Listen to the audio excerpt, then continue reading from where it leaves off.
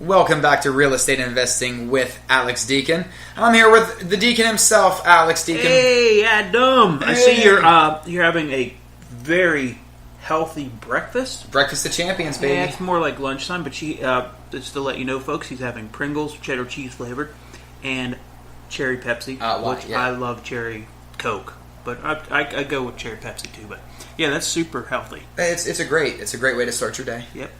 Full of nutrients breakfast and of champions. Cardboard and quasi foods. Yeah, total chemically induced garbage.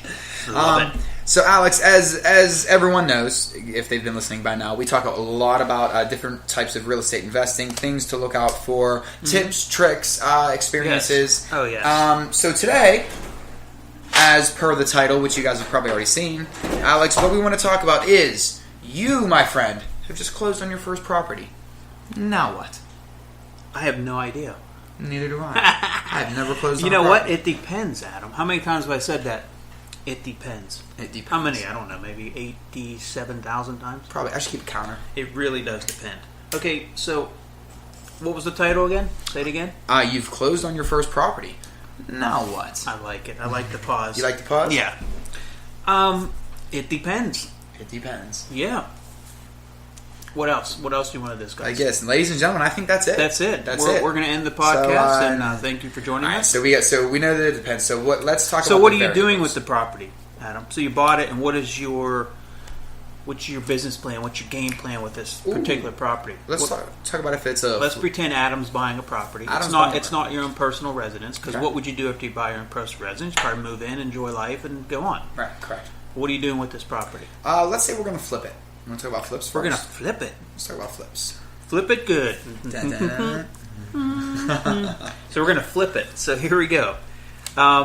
What's the first thing you do when you're going to flip it? Well, time is of the essence. Oh, time is money. Yeah, time is money. Time is money. Time of the essence is good too. Sort of. That's another. Yeah. Mm-hmm. Time is of the essence. Time is money. So literally every day goes by. When you're doing a flip, it's costing you money. It should actually gnaw at you every second of your life, because you have 4 or 5 flips going on like I do. Man, I don't know how many times the jobs just take too long, and they're costing me serious money. And you're just watching money bleed out. I have 2 going on right now. I did a duplex right now, and I took 3 or 4 more months than I should have, and that's completely my fault, because I was trying to save money and do it this way or do it that way and just let my contractor handle it, which he's very good at. So I should have just let him handle it. Anyway, just say 4 months of mortgage payments,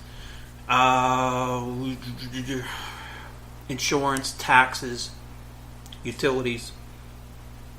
I would say $1,500 a month. So do the math. What's 4 times $1,500? Right there, you're looking at $6,000. $6,000. Yeah, it did cost me $6,000. So I'm flipping this place. I probably should hold on to it, but it's in like an area where it's in a bit of a transition right now. So I'm not sure if I want to gamble on that. And be honest with you, at this point in time, I just would rather flip it, make the $20,000, and move on. So that's about what I'm going to make. 20. I could have made 26. Okay, that's 25%. Yeah. Right. Yeah. Okay, so the first thing you do, you close on your first property, now what? And you're flipping it? Have your shit in order. Okay, so before you close, you need to get the utilities switched over. Okay? How many times I've closed on a property where, let's say it's bank owned and the utilities are off, and I haven't initiated or started the utility transfer yet. And if the electric's been off for a long time, then you have to get electric recertified, and that could take a month. And if the gas line's bad, you got to get a new gas line in. You could push yourself back 2 months. If you're paying $1,500 a month in holding costs, you just cost yourself $3,000. So as soon as you go under contract, not closing, you should probably start looking into switching the utilities. As long as you know you're definitely going to close on it, you're going to buy it, then go ahead and get those utilities started to get switched over. Okay? Okay, so once under contract, start transitioning those utilities immediately. Yeah, or just have them ready to go. Call the electric company and say, hey, can I get the electric on? And they say, yeah, no problem. Then you can wait till a week before. If they say, no, we're going to need to have it electrically certified by an electrician and then inspected by the electrical code officer, then you need to start on that now. Okay? Gotcha. Otherwise, you don't have electricity, then you don't have heat. You know, you're not doing anything, right? Right. So get the utilities turned on. Next thing to do is check with your insurance provider. You don't want to close on something, and especially if you're paying cash, because you can forget about insurance when you pay cash. You don't have a lender saying, hey, we're not closing until you show us insurance. So many times I've closed on properties and the oversight was, I forgot to get insurance. Well, what happens if something major, what if the place burns down? What if somebody gets hurt there? I mean, come on. Make sure you have that insurance ready and in line, ready to go.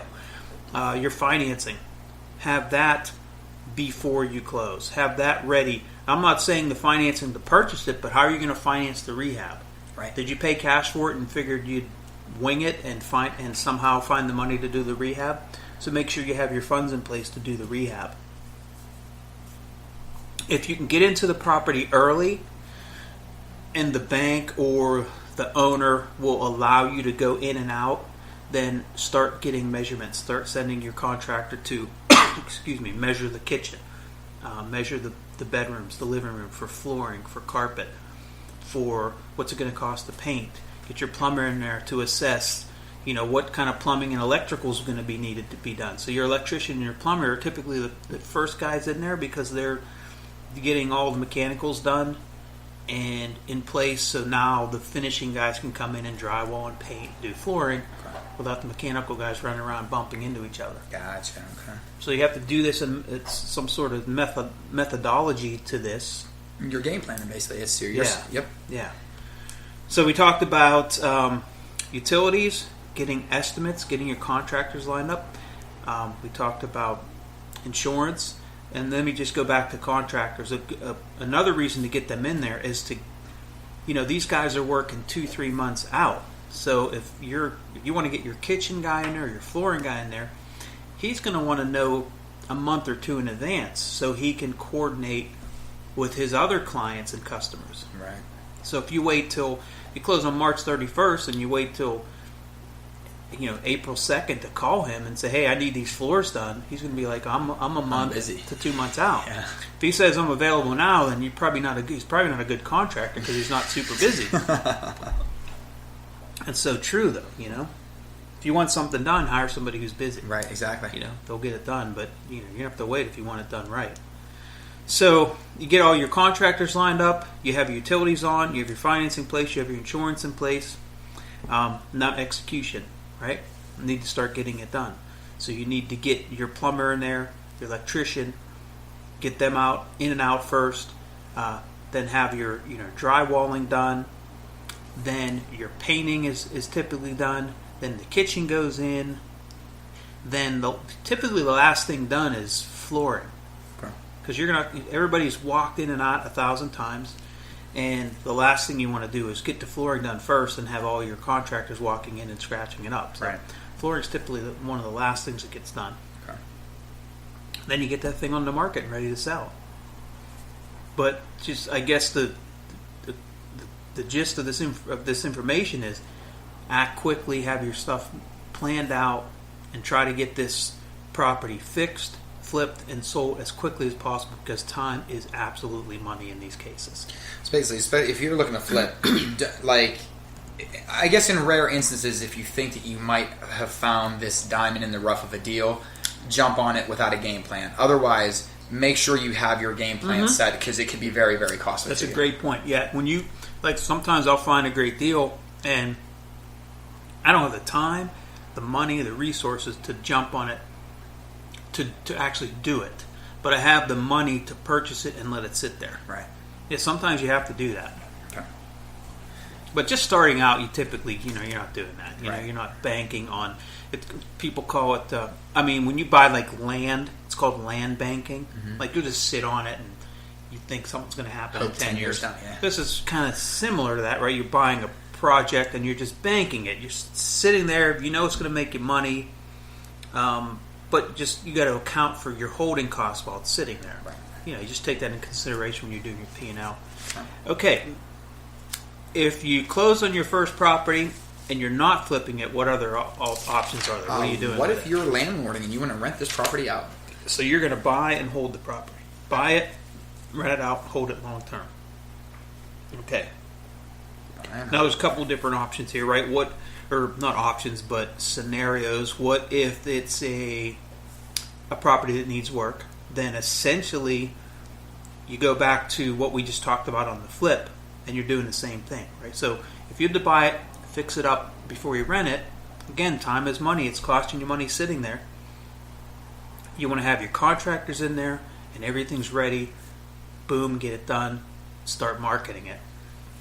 If it's a super, super hot rental market, which happens occasionally, I mean, it's not all the time, you can start pre-marketing it before it's done. But typically, if the property isn't done and show ready, it's hard for people to imagine what it's going to look like.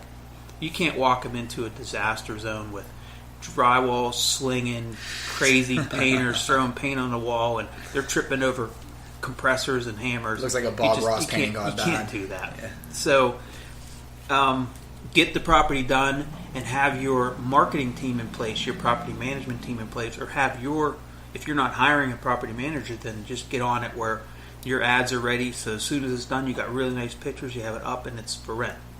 Now, the other scenario would be you're buying something that's perhaps maybe already rented, then there's really not a whole lot to do. So if it's already rented, all you're doing is taking over the tenant. Right, correct. Right. So in that case, just make sure you have at the closing the tenant's information, their application, if the landlord has it, their existing owner, their copy of their lease for sure. Make sure you have a copy of the security deposit and that check, or it gets transferred at the closing. So you get that deposit transferred to you, and make sure your rents are prorated. So if you close in the middle of the month and the tenant's paid their rent for March, and you close March 15th, then you are due 16 days of rent back from the owner. Okay. Now I do have a question. When you may want to hold off, and you might branch off into this, but if you're house hacking, would you still incur like a lot of these holding costs and things of that nature, or because you're living there, like if it was maybe like a duplex or something like that, or transforming something into a duplex? House hacking is when you actually live there, fix up, and then Correct. sell it. Yes. Okay, that's great for spreading out your risk. Oh, okay. Yeah, okay. Right, because it's actually providing a dual purpose. It's your primary residence for now, and then you're going to sell it. So your holding costs are almost eliminated, because think about it, you're living there instead of paying rent somewhere else. Right, correct. So yeah, it's different. It's completely different. Okay. And it's not something that you can't duplicate that and do it all the time. Correct. You can only house hack so many times. Right, yeah. Because you have to live there, and it's limited. It's a great way to get started, though. Great way to get started. That's why I figured I'd toss that, because I know a lot of people do start with house hacking. Great way to get started, yeah, because you limit your risk to such a small, narrow window that you're gonna most likely make money or do okay. Gives you a lot of room to make mistakes. So we talked about buying and hold if you get to fix it up, a buy and hold if you already have a renter in there, and even a buy and hold that's already rent ready but it's vacant. You just basically start marketing that as soon as possible. Make sure you do your market research and you put the right amount of rent on it, because I'm a firm believer I'd rather have a place rented for example $800 a month versus $1,000 a month. If I can get it rented in 2 weeks at $800, or if it takes me 2 months to get it rented for $1,000, right, what are you really saving at the end of the day? Right. So I think we've covered it. I mean, you've closed on your first property. Now what? We've talked about a flip. We've talked about a buy and hold. I don't know any other scenarios that we'd be working with, because if you're doing wholesaling, you're typically not closing on the property. You're typically going to just assign it, so you really never take ownership of it in most cases. Okay. Yeah. So wholesaling typically doesn't apply here? It typically doesn't, but some people do close on it, take ownership of it, and then sell it. But that's normally not a good game plan. You can't do that too often, because it's high risk. You get all these properties under contract, you close on them, and now you don't have any buyers for it. Right. So you should always have in wholesaling, you should have your buyer pool already established. Now you got to go find the properties, because then you have You just basically find a buyer that